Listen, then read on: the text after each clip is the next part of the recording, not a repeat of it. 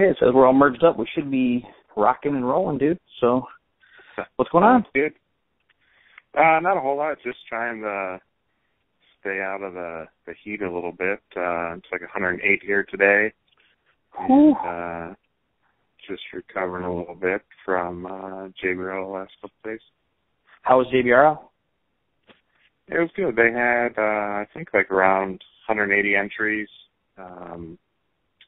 Guys in Chula Vista or Heritage always do a good job. So, yeah, I've always wanted to get down and run on that track. That actually looks. Drew told me that he really likes Chula Vista. Yeah, it's one of the best tracks we have for sure. Like the size and dirt's really good, both wet and dry. Their lights are really good. The club does a really good job, changes the track quite a bit, so it was a lot of fun. It's pretty awesome. Yeah. Oh, goodness. So what's going on with you? Well, I went to Alyssa and I. Dude, this has been like super busy. So last week we ended up going to Napa and we rode the wine train. Oh, cool. So on the way up there, we stopped at Hearst Castle, which, dude, I don't know if you've ever been up there, but that's like ridiculous. Yeah, we went up there a few years ago. It's pretty awesome.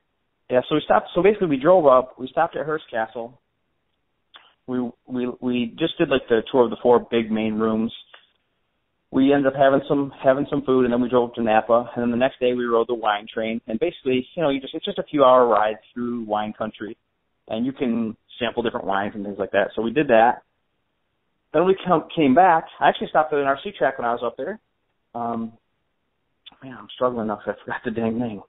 But we ended up leaving there, and we drove down to San Francisco, and we were there for a couple of days, hung out at Fisherman's Wharf, and then we got home. I want to say we either went late Wednesday night, and so obviously here we are. It's just Sunday, and then we leave for Vegas Tuesday.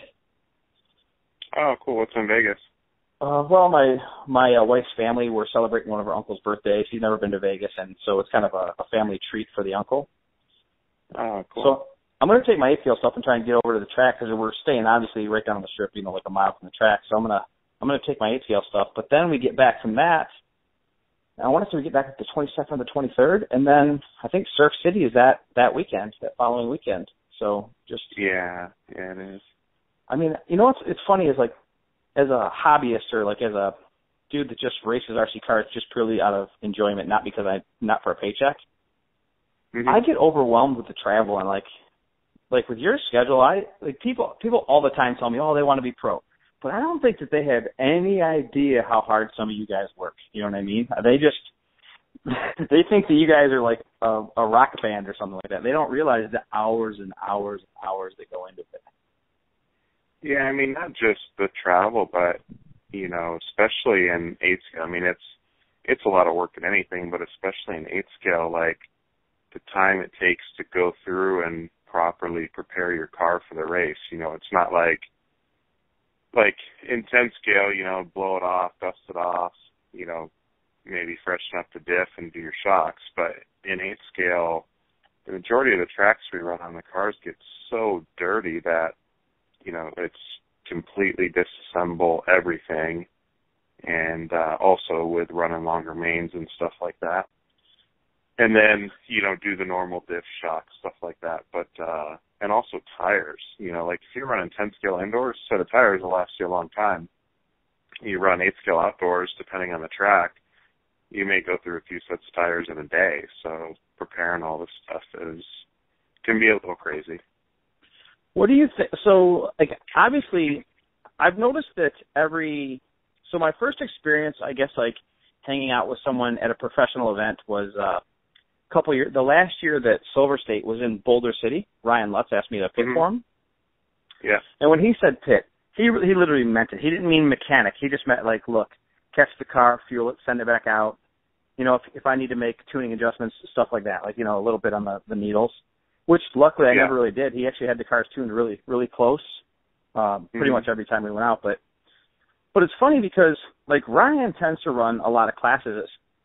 He'll run e-buggy, nitro buggy, truggy. At some of these other 10-scale events, I've seen him race 4 or 5 classes in the past. Yeah. And if you don't have a mechanic, I know you don't bring a mechanic, you just can't go through every car in between every round, or even a lot of times you can't even go through every car completely through the event. You know what I mean? Yeah, definitely. And so, like, it's funny because, and I'm not picking on Ryan because I happen to really like Les quite a bit. I genuinely consider him a friend. But I would say that Ryan's mechanicking program is definitely, it's good, but it's not on like the Ty Tessman level.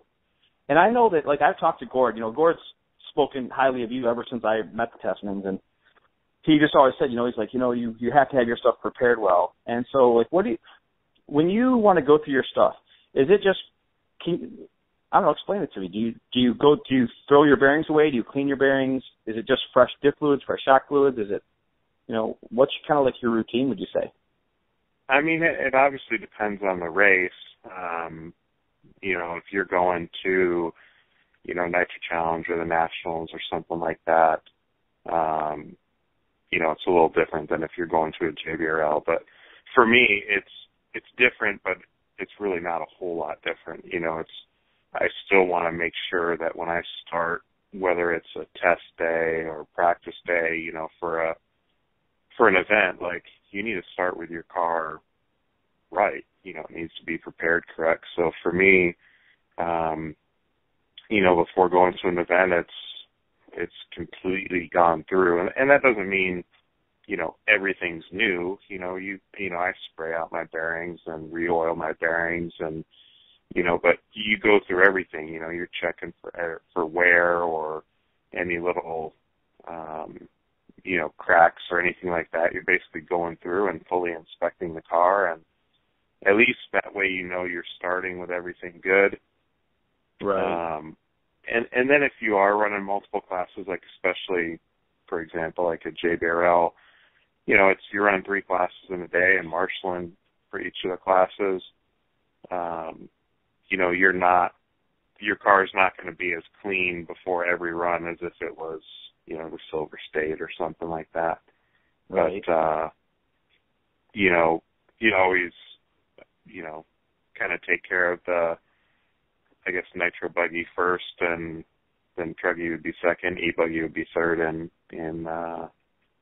kind of my priority of things. But, it's funny. It makes me laugh. E-buggy is like the rotten stepchild of the nitro industry. You know what I mean?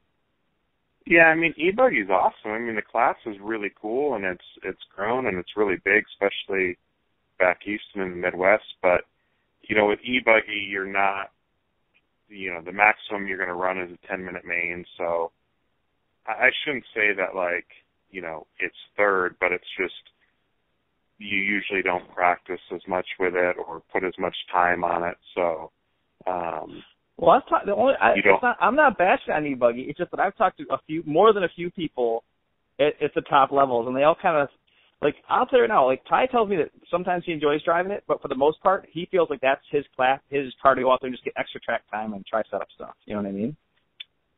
Yeah, I mean, definitely. It's like, I mean, years ago, a lot of the guys didn't run e-buggy. I've run e-buggy for a long time just because it's a really good opportunity to be able to test tires, or even if you want to make a change to your car, that you can then transfer, use that information for nitro. And I think because of some of the races like Nitro Challenge where practice is limited, or years where we got rain at Nitro Challenge, guys that weren't running e-buggy had to go straight into nitro buggy with no practice. And sure. So I think in a sense it's kind of good because of guys feeling, they were maybe at a disadvantage for not running e-buggy. Now pretty much everyone runs e-buggy. So it's made the class more competitive. Sure. I know in the Midwest it's big. I mean, it's a big class in the Midwest. Yeah, it's huge. Yeah, don't need a pit guy, and don't need to worry about tuning an engine, and also the electronics have gotten way more durable than what they were years ago. I was talking to I talked a little bit to Cody Newmandahl, and we were kind of talking, and it's funny because there's, you know, like a lot of times, shame on me, but a lot of times when I go club racing here at home, I'll charge up 2 or 3 batteries for my two-wheel buggy. I'll put them in my radio case, and Adam, I swear, I know I'm a lazy bum, but I'll take the radio case and the buggy, and that is it. Like, I don't take tire sauce, I don't take anything. I just go and I drive the car as competitively as I can. I have fun with my friends and like no tools, and I totally enjoy it. And I know that it's probably that's exaggerated on like in how simplified racing can be. But the gap between like two-wheel drive electric buggy and nitro bug and pro nitro buggy or nitro 8 scale, that's like a massive, that's like a gorge. It's like there's a huge learning curve that goes from working on a car that has electronics and one diff and no sway bars and no, you know, full drive line all the way to nitro. And I asked Cody, I said, do you think that the gas truck, you know, considering there's no sway bars, the tire wear wouldn't be as bad, you know, you basically you have one diff, but you're still learning nitro. I said, do you feel like that's like a whatever bridges the gap? And he said no. He said he thinks the e-buggy is really the tool that bridges the gap because you kind of learn to drive the buggy with more horsepower and you learn to wrench on it and, you know, tune it with the disc and sway bars and all the adjustments that are in an 8 scale. And then you just have to learn the nitro. So what do you think? You think that stadium truck will ever bridge the gap? I still think running anything with a nitro engine would kind of be a better way to bridge the gap just because your engine and clutch tuning is so critical, you know, but I would agree that, you know, 8-scale electric would help that because essentially you're running the same car, you know, just with electric motor speed controller instead of a nitro engine. But, you know, running a class like gas truck, you know, it kind of puts you in the mindset of like pit strategy and, you know, again, engine tuning, things like that. So I wish we still had, whether it's gas truck or, you know, I don't know, a 10-scale 4-wheel drive, buggy or truck, we need to have something to kind of bridge the gap a little bit, where it's more affordable, you know, for someone to get into nitro, because right now, you know, it's pretty easy to pick up a 10-scale car from a, you know, budget standpoint and go to the track and see if you like it. But it's a pretty big investment to get an 8-scale just because, you know, the cars are bigger and they're more expensive and the components that go with it. So I think it would be cool if, you know, we either had just some type of stepping stone class or, you know, maybe a, you know, cheaper, more inexpensive engine for the entry-level guys, so that you kind of have like stock and mod racing, but for nitro. You know, Cody brought up a really good point, and I, first of all, it's kind of funny because he kind of feels like, I guess, e-buggy bridges the gap, but I would agree with you. You know, I have a Revo. I actually have an SC10 GT. Like, it's funny because I think it's far harder to learn it's a very different mindset when you go out there and you have to get on like a fuel strategy, like how many stops are you trying to go, you know, just tuning the motors, getting the clutches longer race right. too. Yeah. I mean, it's a different mindset. You know, I always say it's kind of funny. We laugh, like me and Torrance were laughing. You know, it's like 10 scale is a sprint. It's 5 minutes of hammer down. But when you get out onto a track that's blown out, like the old Boulder City track used to get, or sometimes I guess like, you know, I don't think Vegas gets as bad, but like when you're over there at Vegas and you're in your nitro race and your car's bucking and jumping and hitting ruts, it's not about just hammer down anymore. Now you're like trying to pick the line where the car is like the most settled, where you're least likely to roll it. You know what I mean? It's a lot more of a team sport, and it's a lot more of a strategy based, you know, I guess, effort when you're in nitro. And even like line selection, you know, like on a perfectly groomed track, it's like, okay, it's fairly obvious what the quick line is, but the short line, the fast line track, usually.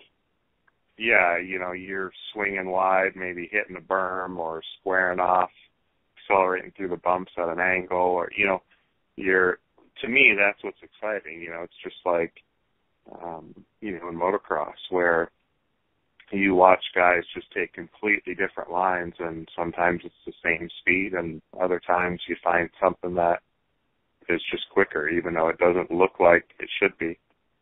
When we were at Silver State 2 years ago, last year at Boulder City, so the mains are going, and, obviously I'm up there pitting, and I was pitting right next to Kyle McBride's dad, and they're kind of hollering back and forth like they do or whatever, and I always knew that Kyle was fast, but I just didn't expect him to just be dominant. And I look out and I hear, I think it was Jimmy, and he's calling out that McBride's in the lead, and I'm watching, and dude, he's not on the inside pipe. He's on the outside pipe in some of these corners, like full punch, like full Dukes of Hazzard, and he won. And I just that was the first time that I actually in person got to see like that in action. Like, oh my God, like these guys are trying to drive all conservative through the ruts, and he's just going out to the outside and just hammered down on it. I wonder if there's any video of that on YouTube or something.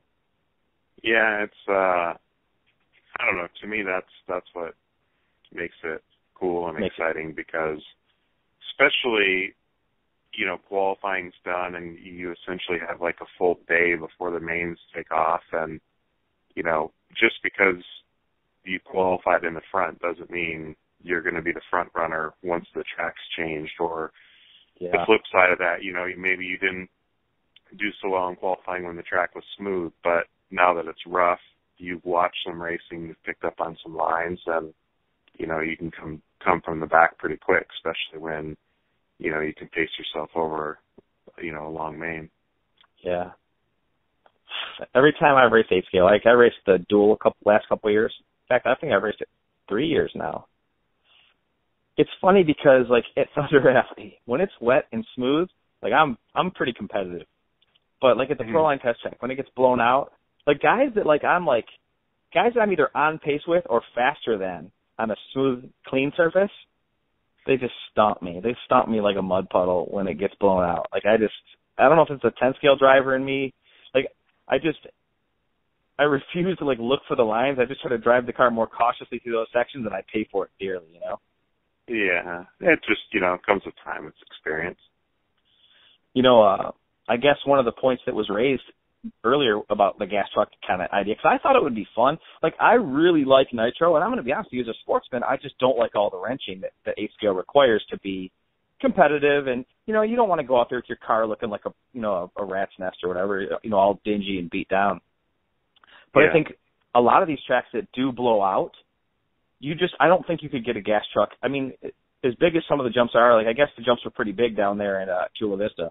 Like, I don't know that you'd be making all those jumps with a gas truck, Yeah, and that's kind of why gas truck, in my opinion, faded away was, it used to be gas truck was the premier class, and 8 scale was just kind of the secondary class.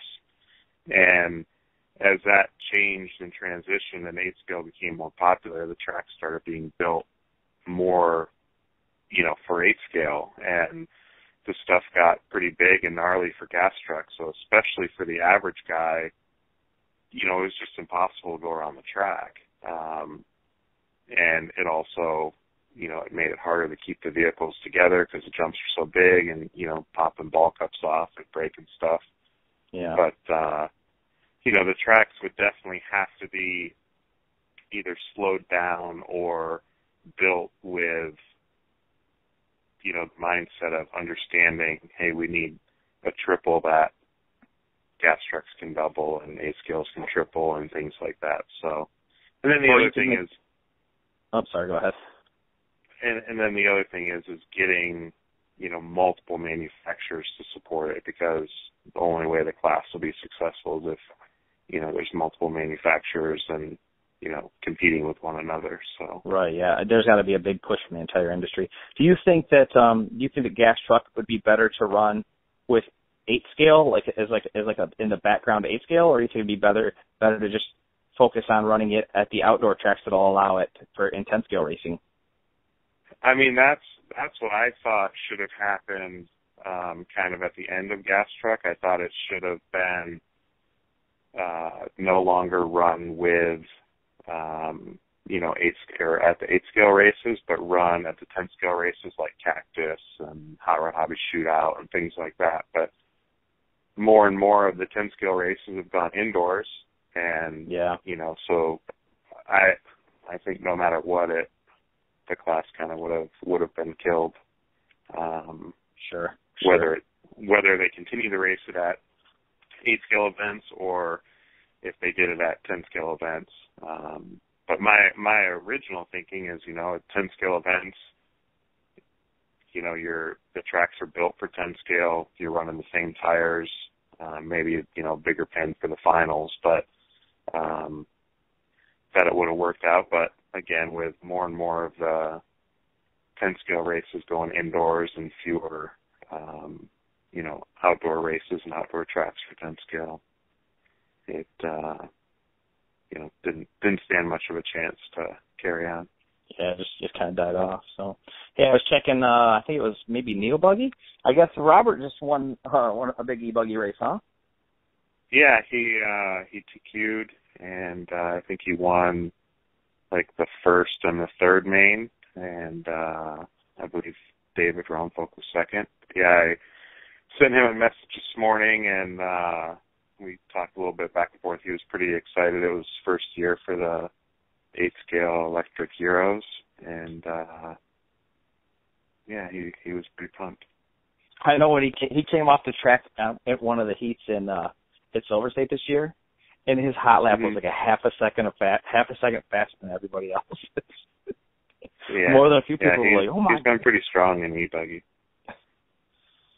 Oh man! So yeah. So what movie did you guys go see this morning? Straight Outta Compton. And? Yeah, it was good. It was, it was pretty cool. Kept our attention. Yeah. We went and saw Mission Impossible the other day. It's a pretty gnarly movie. Oh, was it? I don't know if you saw this, but Tom Cruise, they actually strapped him to the side of a plane and took off 8 times on a run. Dude, that guy's got balls of steel. I mean, who does that? Just strap me onto a plane. Let's do this. Yeah. Yeah, it was pretty cool. So I had some questions. Have you been putting up new YouTube videos? Yeah, every Tuesday I post a new video, and just some mainly kind of like how-to videos or just little informative things that I've either had people ask me a bunch of questions about, and just kind of putting together a little bit of a video library so that, people that are either running the products that I do or some of the stuff transitions over, even if it's not. It's a great resource, man. It's a great resource for everybody that wants to race 8-scale.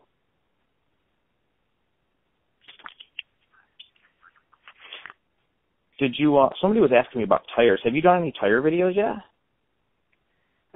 No, I have that on my list. Like, I've done like a tire gluing video before, but I need to update that to a new one. And I mean, probably the biggest question that people always ask is, how do you know what tires to use and what compound to use for different track conditions? But I think it would be awesome to do. It's really difficult to, unless you have video footage from, multiple different tracks over an extended period of time, it's kind of hard to just sit down and say, hey, you should run a whole shot if the track's like this, because it comes down to people's perception of what clean or dusty or, loose dirt. Or blown out, grippy, yeah. Well, the other thing that it seems like, you would know this far better than I would, but like for me, I'm convinced that like the way you drive, like the tire selection can play a big difference, because there are times when like I've got to try, like it's not uncommon for me to try tires when if I'm 8-scale racing with them, I'll say, hey, let me try your tires, and I'll go out and try them. And sometimes it's better, and sometimes it's not. And so sometimes I wonder if obviously I think there's probably a best possible tire for going as fast as you possibly can, like at like your level, the pro level. But I think for guys like me that are 35 and we're just out having a great time racing 8-scale with our friends, I would rather be on a tire that I can do my 10-minute qualifier on without crashing. You know what I mean? Yeah, definitely. I mean, one thing like with the tires, because, again, it's probably one of the most commonly asked questions, and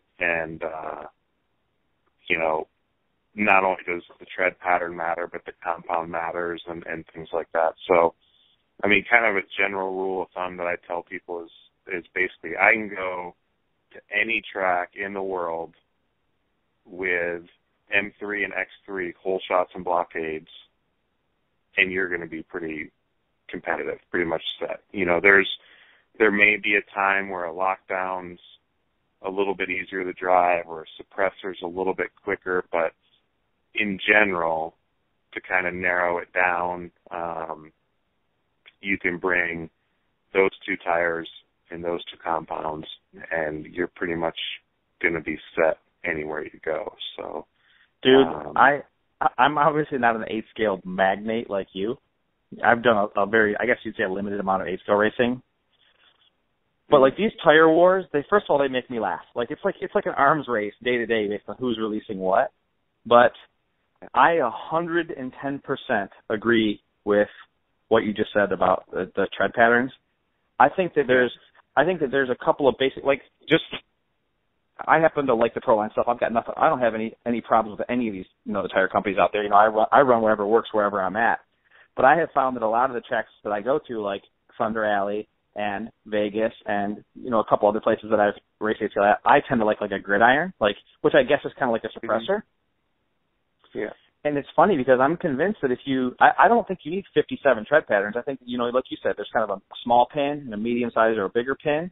And I mean, there's no question that Proline has been crushing it with that X compound. I was talking to a buddy of mine down in Australia, and I guess down there when they run outdoor, it's just game over. If you're not on like an X compound, you're just in trouble.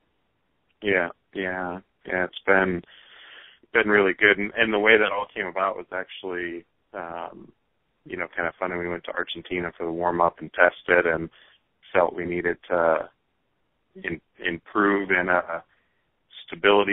from a stability standpoint, that our tires were generating plenty of grip, but it needed to be more stable and, you know, last a little bit longer. And I would say, I think from the warm-up to the actual Worlds was only like maybe 6 or 8 weeks, and we did a bunch of testing and trying different stuff, and we went there, you know, not really knowing for that condition in particular if it was going to be better, but it was a huge improvement when we went back for the Worlds, and then didn't really know where it was going to go from there because the M compounds have always had so much success, and it's pretty much changed the tire industry in a sense, like, because I agree with that. It then became the popular outdoor blue groove 10-scale tires, and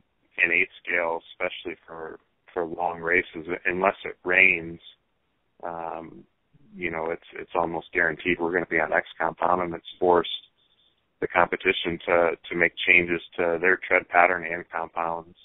Yeah, I've seen. We were just I don't know if I was just at the Hot Rod Shootout, and they were talking about how somebody was telling me that obviously AK's was working on their long wear stuff, and another person told me that JC is now working on the long wear stuff, and it's like, I mean, I would say I don't think anybody could argue with the fact that it's changed the tire industry. Well, I would say mostly for 8-scale, because I don't think for 10-scale, I still don't know that, you know, for the only time I personally used X2 stuff was at the last year of Cactus when it was outdoor, when it was all sugared up and obviously high bike. If it's outdoors, like Hot Rod Hobby Shootout, or like the World Championship in Chico, or the Cactus when it used to be outdoors, it pretty much became the go-to tires. Yeah, it's crazy. So it's funny, Proline led the way and everyone's following suit, and you can't blame them, you know what I mean? You can't blame everybody for trying to get it together. They definitely are very much focused and passionate for racing, and put a ton of effort into it, and, you know, try to always stay on top and always be innovative, and, you know, stay one step ahead of their competitors. I hear that. So you're just want to, obviously, we're going to put this up on YouTube, and before I forget, I want to ask, is your YouTube channel is your name, right? Just if people go to YouTube, can I just type in Adam Drake and your channel will show up? I think it's Adam Drake 117. I think, I don't remember. I created it so long ago, and I created it just people had asked a bunch of questions over and over, and I'm like, well, I'm going to just put together a little video, and it didn't really start as much. So, dude, it's funny. I'm subscribed. I'm not sitting in front of my computer. I'm just kind of sitting around my living room, but I'm subscribed to it. I watch it. I mean, obviously, I have the Mugen cars, which is a good reason, but there's a lot of good information on there. You know what I mean? Yeah, it's funny because it doesn't matter where I go. Pretty much any of the races I go to, and a lot of times it's not even someone who's running a Mugen car and over-off-the engines or Proline tires, but they say they watch the videos and they're into it, and they're always super appreciative and thankful because it may not be specifically addressing something that they need for their vehicle, but it kind of opens their eyes and, educates them a little bit. So, I don't put a ton of time into editing them or making them, super fancy, but I think that's, for some people, what they like. They're pretty short and quick and to the point, and hopefully they help. They always say that, I have to admit dude, I've had a blast, this whole YouTube thing. You and I have talked. I never knew that I would have nearly as many people watch it as obviously do, but they always say, now that I've kind of learned more about it, I'm kind of getting more nerdy. I'm trying to get better with my lighting, and I always try to step up the editing or whatever, but it's funny because one of my buddies, it's a super well-known marketer in here in North America. He always tells me, Jason, content is king. And it's funny because, if you can either entertain or educate, I try to do a little bit of both, right? If you can do that, I think you're ahead of the game. And it's funny because I don't know if you know this, but YouTube says, it's shame on me for making these long 20-minute reviews, but YouTube says the average viewer. I know, if I look up anything or how to of trying to fix something around the house or on my vehicle or something like that, you type in what you're trying to do, and if there's a 3-minute video and a 12-minute video, I'm gonna watch the 3-minute one first. And every single time. If it doesn't give me enough information, I'll watch the other one. But usually, you can get through whatever you need to do by watching the 3-minute video. It's funny that you just use the term 3 minutes because YouTube, I get these, so as you hit different subscriber levels, sometimes you'll get emails and offers from networks where they can help promote you. I haven't done any of that crap because I don't care, I do want to do another YouTube channel just about being nerdy and computer games and just kind of a nerdy lifestyle. I think it'd be a fun channel to do, but YouTube tells you that the average user engagement is 2 minutes and 54 seconds. That's the optimal video length in their opinion most of the time. That's true. That's cool. And it's funny that you just chose 3 minutes as your reference or whatever. Yeah. Yeah. The thing is, I've had a lot of people ask me, I really enjoy talking setup. That's something I really enjoy. There's not a lot of people that I really enjoy talking about it with, but I've talked tons with Gord. You and I have talked about it quite a bit on the phone. Obviously, we didn't record it, but I really think that I've had a tremendous amount of people ask me for setup advice. And it's tough because, there's different levels of traction, and let's just say high traction. High traction Blue Groove isn't the same as high traction Sugar. High traction Sugar is not the same as high traction AstroTurf, and high traction AstroTurf isn't the same as SRS when there's sticky, gooey Play-Doh clay. You know what I mean? Yeah. Yeah, it's open to perception. It really is. It's funny because you'll see guys and this is just my personal opinion, but I think a lot of times you see guys that drive a little bit more smoothly, in their throttle inputs and steering inputs. Sometimes you'll see these guys get away in 10-scale units with longer links and lower roll centers, where if you saw at the wheel and you smash the brakes, then that's probably not going to work for you. You know what I mean? Yeah. And but I bet you if you ended up doing a bunch of setup videos, or maybe I know that we were planning on doing some stuff here sooner or later. If maybe we'll tackle some of these bigger topics 2 minutes at a time. You know what I mean? that'd be cool. Huh. So, yeah, I don't know, man. I thought it'd be fun to put up some phone calls with some of my buddies that I talk to and some different topics and stuff like that. Anything else you can think about you might want to share? No, not really. Just kind of hanging out. Rhonda and I went to the movies this morning, and I'm gonna try to do a little bit of wrenching today to get ahead because I leave Wednesday for the Mugen Challenge in Pennsylvania at LCRC Raceway. No kidding. What is that race that's going on this weekend? That Wicked Racer. I saw Tim posted up some pictures. Yeah, it's Wicked Weekend. It's put on by the same people who do Psycho Nitro, and normally it's, I think, like around a 250 to 300 entry race, so a little bit lower key, laid back from the Psycho Nitro Blast. But this year they had a record turnout. I know it was over 500. I'm not sure the exact number, but I think it was. I heard 550 and I heard 580. But regardless, it was a ton of entries. They shattered their entry record from before, and yeah, Tim's back there. They're probably just about now finishing up. Nice. Hey, I just remembered one more thing I wanted to ask you. I'm sure everybody will benefit, but this is what I wanted to ask. So I was reading.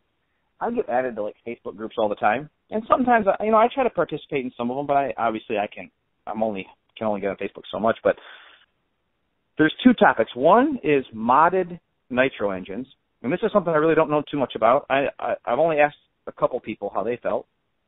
Actually, really just Gord and Tyler, the only ones I've really asked so far. Him and Drew. But so the first thing I want to know is, what's your opinion on modded engines, like these companies that you send your motor off to and they, I don't know, razor up your crankshaft or mod it or do whatever. So that's the first question. And the other question is, I saw some guy saying that, I actually think he may have actually called you out by name. I think I was going to text you that day just because I was curious, saying that you guys only put 10 liters of fuel through your motor. So my first question is, what do you think of modded engines? And my second question is, how much fuel how much use do you put through your equipment, like your motors? Like how much fuel goes to it or time? And when do you decide that it's time for a new one? As far as first question goes, modded engines, especially for off-road racing, I think for the most part is just not needed or overkill. I mean, I guess it depends on the brand of engine that you're using, but from my standpoint, if you're running, a high-end engine like the Novorossi engine, it doesn't need to be modded. And again, there's other guys out there that they, 100% may disagree and say, oh no, it's got to be modded. But just my opinion is, a company like Novorossi, they know what they're doing. So I guess the engine coming from Novorossi is factory tuned or whatever you want to call it. But essentially, if they felt they could do something better, they would do it, and that's how it would come from the factory. I agree with that. But again, there's guys out there that, they have their ideas or theory, or maybe they don't like the power band of the stock configuration, so they want to give it a little bit more of something. But, again, coming from the factory that's been doing it for so many years, I mean, if anybody would, they know. Look, we're not bashing on anybody. I get it. I'm not trying to this isn't like an indictment of some guy that wants to mod motors. Hey, if you want to mod motors all you want. But I was just curious because you just got back from Italy, didn't you? Years ago, I used to do a lot of engines for Trinity. I used to modify a lot of engines myself, and I just did, very, very simple cleanup work and a little bit to the sleeve that I felt was better from the standard configuration engine that I was running. But it's not to say that if you had a stock engine, you're not going to be competitive, and if you have a modded engine, you're going to go, second a lot faster. But again, if you're running a top level engine or from a reliable manufacturer, an OS or a Nova or something like that. Yeah. I mean, it's not needed, but that doesn't mean that if you want to have it done. But I can guarantee any of the top level guys are running just a standard configuration, Novorossi, OS, Reds, Pico, whatever, based engine. They're not sending it off and being modified. I think in on-road it's a lot more common, but, you demand maximum power in on-road. In off-road, you want to have a good, reliable tuning window and a power band that's smooth and, easy to drive and good fuel consumption. Yeah, it's funny. Gord was telling me at a race, the Testants were probably going to kill me one day for telling all their, I shouldn't say secrets, but telling all these stories. It's like we're at a race and Gord's over there tuning on it, and they're changing linkage or something. I don't know what they were doing. I don't know if they were changing their stricter. I really can't remember. So shame on me for even telling the story. But I said, "What are you trying to do? Make more power?" And Gord laughs, and he looks at me, and starts laughing. He's like, "What are you talking about? We're trying to make less power." And I'm like, and he just laughed, and we were walking away. And it's funny because he was laughing because I was totally wrong, not because he actually did want to make less power. Yeah, again, you want to have drivable power. What's easy to drive and consistent.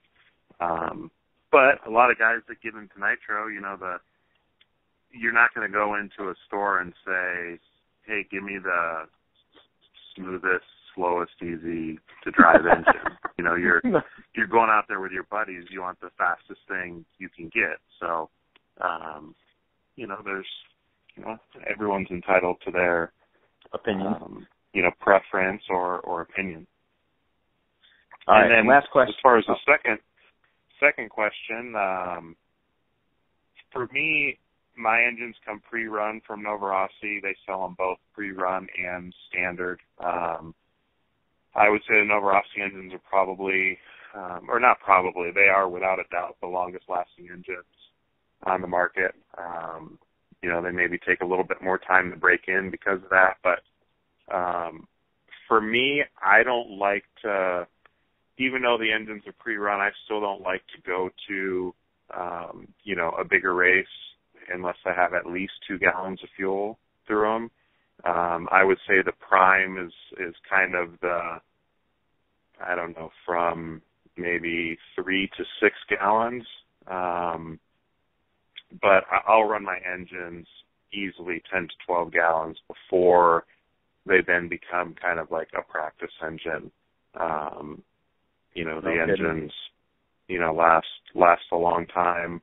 I talk to some people, they get considerably more than that, but for me, once they're at about the 10, 12 gallon mark, even if they're still running good, I like to send them back in just so Nova can kind of look them over and, if needed, just kind of rebuild them for me. Yeah, just kind of look. Yeah, I guess that's, if anything, that's great.